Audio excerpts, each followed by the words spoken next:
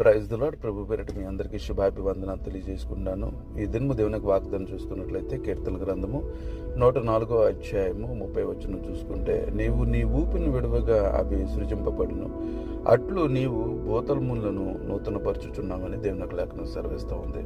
నీవు ఊపిరి విడువగా అవి సృజింపబడును.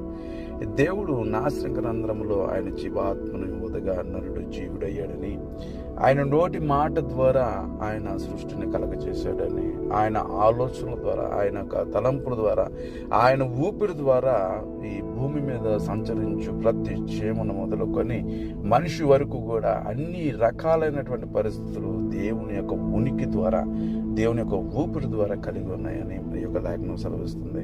అలాంటి మహోన్నతమైన దేవుని కలిగి ఉన్న మనము ఇంకా విధేయత కలిగి ఆయన మాట చొప్పున, ఆయన చిత్తము చొప్పున నడవగలిగితే దేవుడు మన పట్ల ఏ ఉద్దేశం కలిగి ఉన్నాడో అవి